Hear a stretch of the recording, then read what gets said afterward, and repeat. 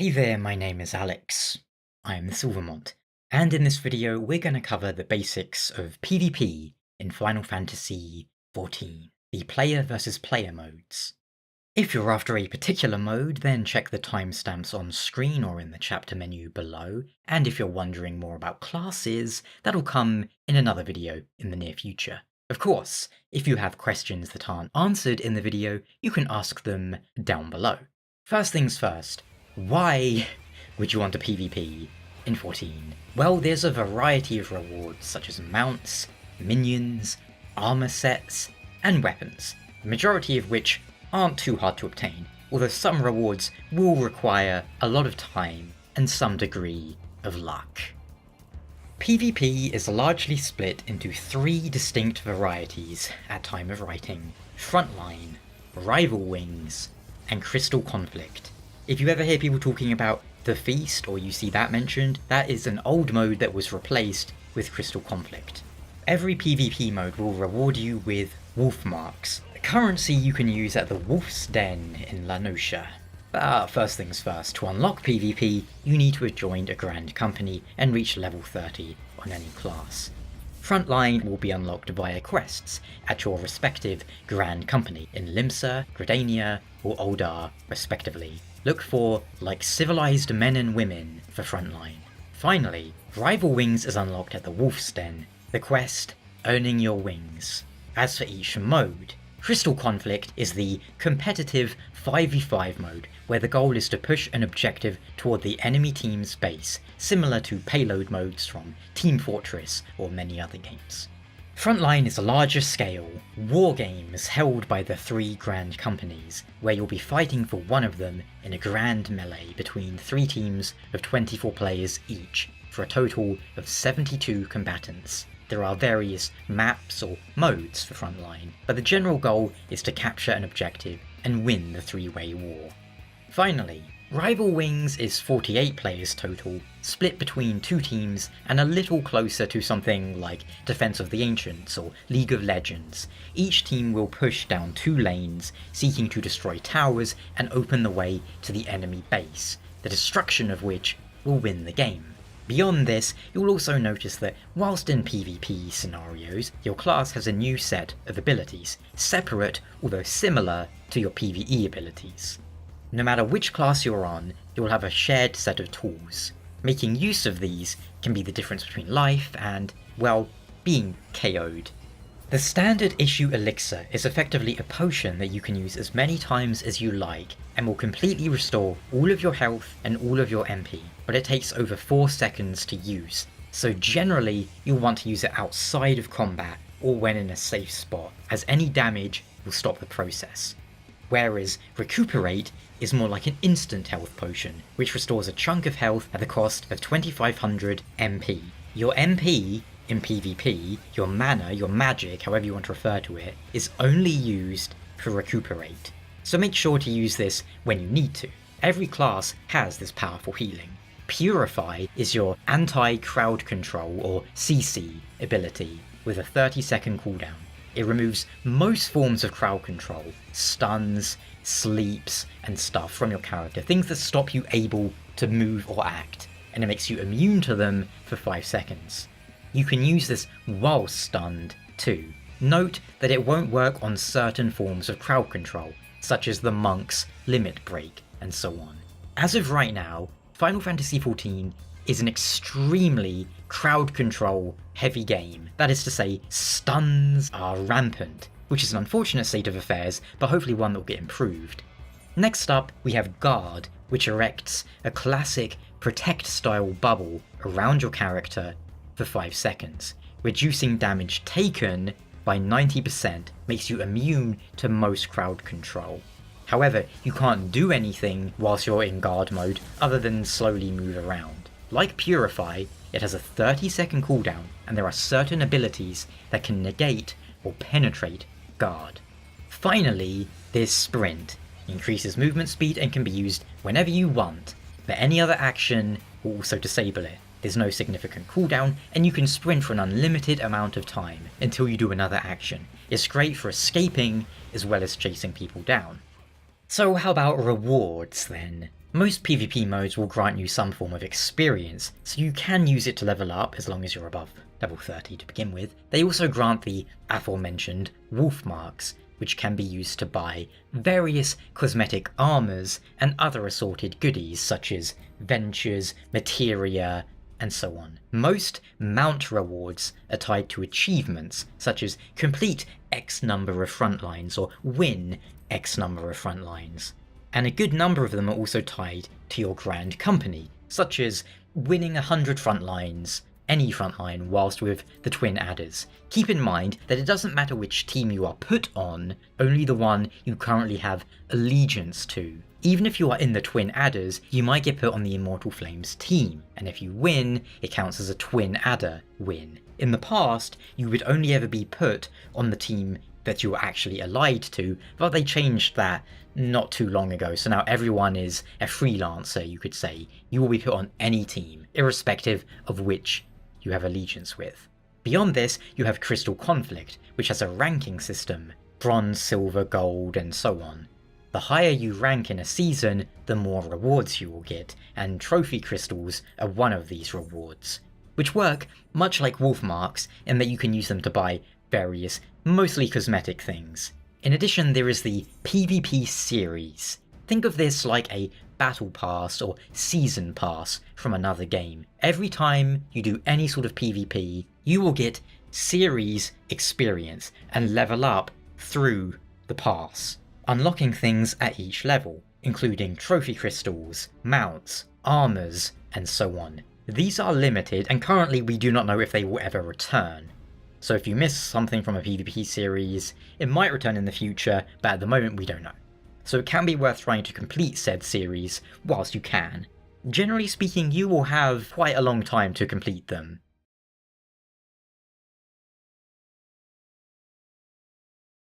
Crystal Conflict, being the main competitive and ranked mode, places the most importance on individual players. With only 5 aside, your every kill and every death can have a huge impact on the game. When the match starts, you have a short cooldown to prepare and reach the center, where the crystal payload will activate after a short amount of time. If you're standing next to it, it will start moving toward the enemy base. If an enemy player stands on it at the same time as you, it won't move until one of you steps away, either by choice or destruction. You do not need the payload to reach the enemy base to win, you just need to have it progressed further down the path before the time runs out. Popular tactics, therefore, include stalling, jumping onto the crystal and using guard to stall as long as you can. But then you must also consider counterplays, warriors for example, who can remove guard with their limit break, or machinists who can penetrate it. I can't give you all the strategies, a lot of that will come with practice and what works for you personally. If you win, consider whether it was due to something that you or your team did, and if you lose, study the other team and see if they used a smart tactic. But there's always going to be times where you lose just because of skill, luck, or just by a hair's breadth. Perhaps the most important tip I can give when it comes to Crystal Conflict is simply don't die. That's how I got the max rank in the first season. I focused not on winning, not even on getting kills, I focused entirely on not dying.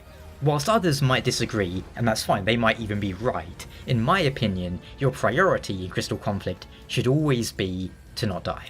See, when your character is KO'd, you're removed from the field for an amount of time that increases with each subsequent death, and during that time, you have no impact on the match whatsoever. It's better to retreat and let the enemy team push whilst you regroup in most scenarios. If you're there, you can do a lot more than if you're not there. But again, it will come down to your personal playstyle, if you're playing solo or in a team, and it's worth pointing out that you can either play solo or with a team of 5. You can't go, say, duos or anything at the moment. So of course a lot of this will depend on your teammates. The map will also play a factor. Crystal Conflict currently has 4 maps, with more presumably on the way. Each one has its own slightly different layout and gimmicks. The Volcanic Heart, for example, has bombs that descend and deal huge damage down lanes, rather reminiscent of Bomberman. You can use this to your advantage if you're able to lure an enemy combatant in and trap them in a lane as a bomb goes off, whilst you escape or use guard to mitigate the damage. Same with Cloud 9, where the stage trap is a tornado that launches everyone up into the air, but you have a countdown so you know exactly when it's going to happen and you can plan accordingly. Maybe you can try and force the enemy teams to use their guard early, or again use a warrior limit break to make them unable to guard.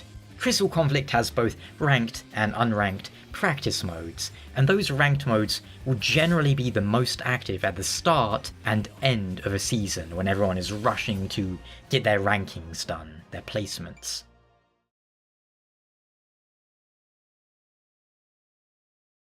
So how about Frontline? This will generally be the most active PvP mode, and you don't need to worry about DPS queue times as roles aren't too important. You can also change class at almost any time during a match.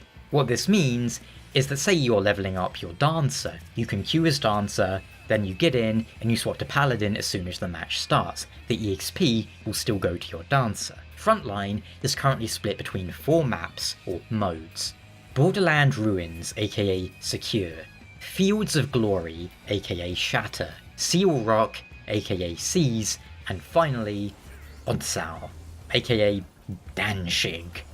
These different modes are all objective based. Nodes will spawn on the map, your goal is to claim them for your team. So playing the objective is just as important, if not more so, as getting kills. Speaking of kills, in all Frontline modes, killing the enemy team will cause them to lose points and you to gain points. The exact number of points is determined by the map, but needless to say, it is always worth it to kill enemy players. However, you need to find the balance between chasing an enemy player for 5 minutes to secure a kill when you could have been playing the objective. And if you have a choice, you want to focus on the enemy team with more points so you can steal away some. Goes without saying, you dying will lose your team points. So much like Crystal Conflict, it can be good to prioritize your own survival. Of course, depending on the circumstances, there might be times where it's worth sacrificing yourself and losing those points, if you know that you can do something worthwhile with said sacrifice. If you're able to hold 10 people off whilst the rest of your team do something, that might be worth it. On top of that, we have Battle High to consider. Each time you get a kill or an assist, you'll gain Battle Fever, a buff that ranges from 1 to 5, increasing your damage dealt and healing potency up to 50% at the maximum of 5. That is a considerable amount. You will lose half of your Battle Fever upon being KO'd, giving you further incentive to not die, as that higher damage can easily swing the tide of a battle if most of your team have high Battle Fever. It goes without saying, if you see players with these icons above their head, it is important to focus them. Taking out opponents with Battle High 5 will help a lot more than KOing someone with no Battle High whatsoever.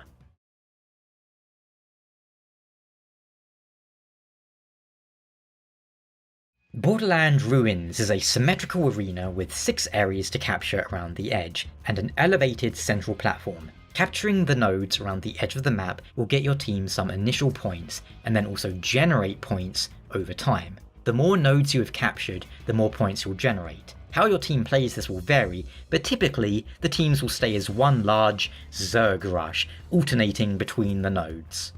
Whilst you can capture the nodes directly by each team's spawn, it's a high risk move as respawning players will be very close to the node and also have spawn invincibility in their favour, meaning it's rarely worth the risk. The match has a 20-minute countdown, and at certain set times, extra nodes will spawn in the centre. These nodes are ones that you target and destroy like enemies. They don't fight back though. They spawn at 19 minutes, 15 minutes, 10 minutes, 6 minutes, and 2 minutes. Or more precisely, you'll have 30-second countdowns before they spawn, allowing you to get up there in time. At 10 minutes is when the super node, the massive node, spawns in the middle where the small nodes are, which is worth 250 points.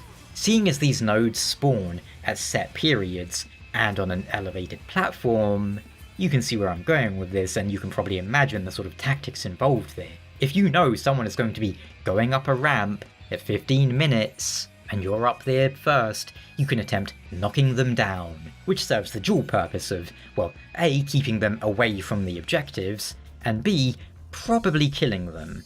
As for the areas around the map on the edge, if you see that two enemy teams are focused fighting on one node, then you can use that to your advantage and capture another one.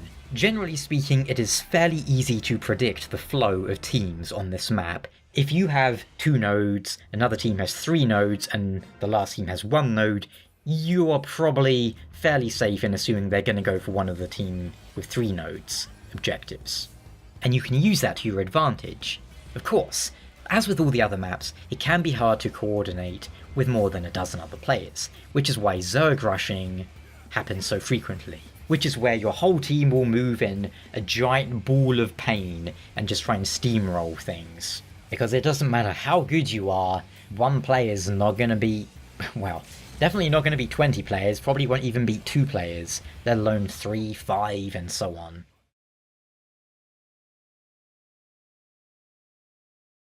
Fields of Glory is a fair deal more random than Borderland Ruins.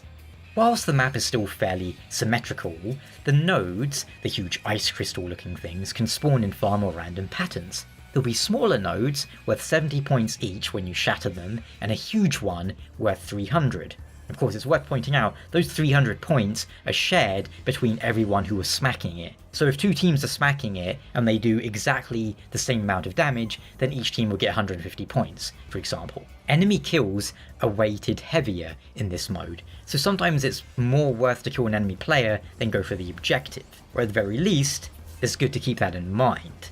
If you know you can kill a player, go for it. If your option is then running 30 seconds across the map to an objective that you might not even contribute anything to, well, you do the math. You can capture the enemy team bases as well, but the point gain is minimal, and the long capture times make it far from an ideal strategy, in my opinion. Very high risk, as again, people will be spawning right next to it with spawn invincibility for very little reward. The objectives are almost all strictly destroy or shatter objectives. It means that large AoEs can be very useful here. If all the teams are gathered up on one of the large nodes, a few Bahamut limit breaks soaring down will do a good amount of damage and disruption, leaving people weak and easy to pick off. This map can also benefit more from the teams somewhat splitting up, due to the isolated nature of some of the objective nodes, and plenty of high ground from which to knock enemy players down from.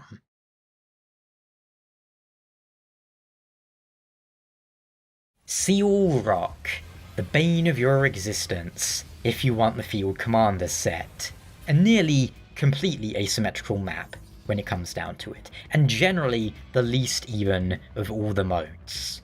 Much like Shatter, Seas has nodes that spawn in certain locations, but just which of these locations is random, and instead of smacking them, you click on them and capture them. These nodes range in rank from B to S, so BAS, each of which is worth different amounts. B rank is worth 80 points, A rank 120, and S rank 160. Once these nodes have been captured by a team, they can be captured by another team until they vanish, so you need to keep that in mind. Are you heading to a node that's only got 10% duration left? It probably isn't worth it to try and capture it. The issue with Seal Rock would be the geography of the map. It is split into an outside coastal area and an interior cave segment. For some unknown reason, if a node spawns in the cave system, and your team isn't on the team that spawns in the caves, they will, more often than not, tunnel vision and completely ignore an entire third of the map and just melee around outside. It doesn't help matters that the cave system can quite often get 2 extremely close proximity nodes, which are extremely easy to defend. Of course, on the flip side, if you're on the cave team and the nodes are spawning at the north and south of the cave, there's a very decent chance the enemy teams will just sandwich you from the north and south and obliterate you. That's the thing with Seal Rock. The spawning system of the nodes can make it feel a lot more random and luck-based than the other modes. If you have nodes, it can be good to defend them, but if you notice the enemy teams are all occupied, throttling each other, then don't just stand around doing nothing. you're missing out on points from kills, denying points to the enemy team by killing them, and also the battle high buff stacks you would get from fighting. I would also consider Seal Rock the hardest map to play ranged on. Whilst there are some nice vantage points, people again tend to Zerg rush a lot in Seal Rock, and there's a very good chance, because you need to be fighting near an objective most of the time, if you're playing a ranged, you might just get immediately obliterated.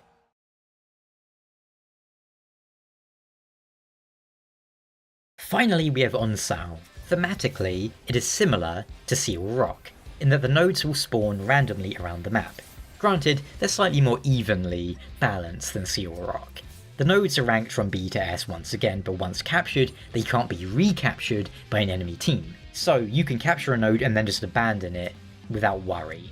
To balance this, they will only persist for around 30 seconds once captured, as opposed to Seal Rock's approximately 120 seconds. Kills and deaths are both weighted higher in this mode, although kills aren't worth as much as in Shatter.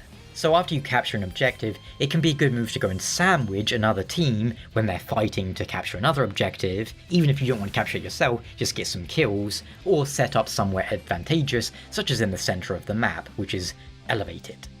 That about does it for Frontline, which just leaves us Rival Wings.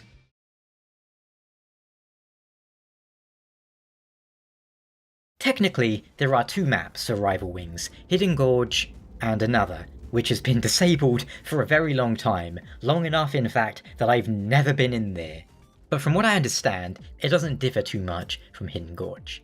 There's a lot more to keep track of in Rival Wings at first glance, but it's not all that complex. Each team, only two this time, spawns in opposite bases. The goal is to destroy the enemy team's core, very Defense of the Ancients. Now you can run up to this core and slap it, but you're not going to do very much damage to it. Indeed, in this endeavour, your team will generate mammoths, little NPC minions continuously, which will march down the top and bottom lanes, damaging the structures along the way.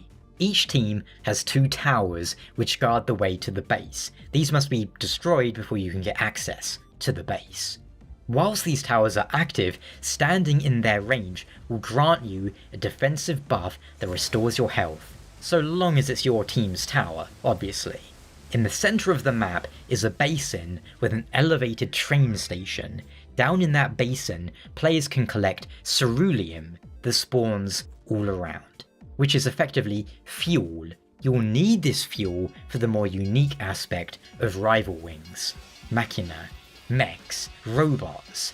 Once your team has enough fuel, they can spawn 3 different mechs: Cruise Chaser, Oppressor, and Brute Justice, which you will no doubt recognise from the Alexander raids. The Cruise Chaser could be thought of as the anti-player and anti-mech mech. It is the fastest, with the least amount of health, and has 3 main attacks. Spin Crusher, which is a close range, instant attack that deals huge damage to enemy mechs, but less against players and buildings. Laser X Sword is harder to use as it has a cast time, but it does massive damage to all players and mechs in a cone in front of you. One great way to use this is to go sideways and aim it along one of the bridges or narrow choke points in the map, making it far harder for enemy players to escape, because remember, it's wider than it is long. Finally, Laser Sight is the ranged ability, which does high damage to players and mechs in a circle that you target on the ground, with some good range. It also has a wind up, a cast time, but the range can make it a much safer option. It also costs less energy than the Laser X Sword. Generally speaking, you're going to be in melee range then, which means other players can smack you. The Oppressor should be used almost exclusively to destroy towers and the core. The 3,000 tons missile has a potency of 1 million to buildings, much less against players and mechs. It will virtually do no damage to them, so it's not really worth doing unless you have no options and you're about to die. The Oppressor also has Steam Release, which will push players back, but this is only an emergency defensive measure, not all that useful. You might be able to push a player down a ledge just to get them away from you to buy you some extra time, but generally speaking, it's not all that good. Finally, Brute Justice can only be used once your team has lost at least one tower. It has a lot of health, but not as much as the Oppressor, which has the most. It's fast, but not as fast as the Cruise Chaser. However, it has very strong attacks. The Flamethrower is strong against mechs and players and does damage over time to boot. The Double Rocket Punch does massive damage to buildings. This is your top secret mega tip for Rival Wings. If you're in Brute Justice and the team's ignoring you, just go and rocket punch that tower or that core, because no one seems to realise just how much damage it does. It's a lot. It also does decent damage to players, which stuns them, and that stun can set you up perfectly for Mega Beam, which does huge damage to players and mechs, although not really anything to buildings. So, Cruise Chaser to attack enemy players and mechs, the Oppressor for buildings, and the Brute Justice is good at everything. On top of this, we have the train station I mentioned earlier. Every few minutes the train will arrive at the centre, killing anyone on the tracks that it runs over, of course.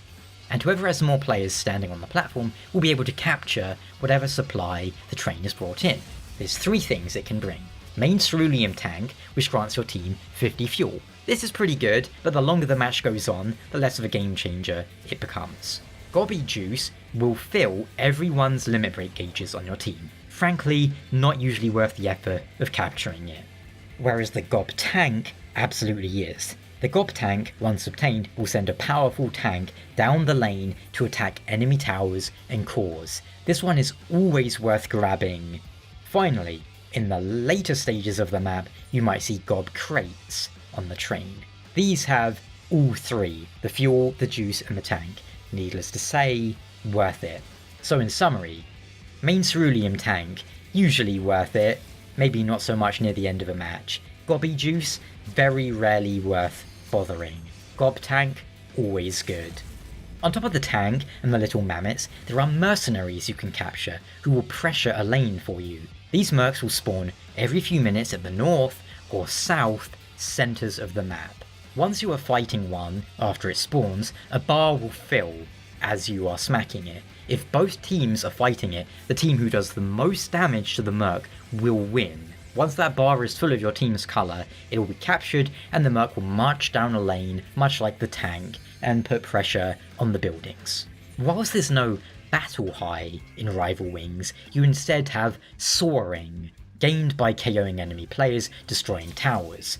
Once you have 20 stacks of it, it will turn into Flying High, which grants you further bonuses and makes your limit break feel much faster. This buff is party based, and each team will be split into a number of parties. Finally, each base has 2 turrets near the core, which can be used to defend against aggressors, as once you're using them you can shoot people for a lot of damage. Whilst they do massive damage, you're a sitting duck whilst using them. Likewise, if you see an enemy player sitting on a turret, you might have a prime chance to cut them down, if they aren't paying attention, because they'll be stuck in place until they get off of that thing. But generally speaking, that does it for Rival Wings. Just remember, always prioritise the Gob Tank or Gob Crate. The mercs are important to capture, but don't prioritise them if you're about to lose, obviously. Oppressors are the highest priority enemy target, and it's worth dying to take one out. Generally speaking, it's worth dying to kill any of the mechs. Cruise Chaser and Brute can fight players. Oppressor is only for buildings. And yes, that is about it for both Rival Wings and PvP in general. The second video will focus on the classes and more specifically combat tips for them. But until then, if you have any questions, feel free to ask them down below. Likewise, if you have tips to share, down below. And thank you so much for watching, and I will see you real soon.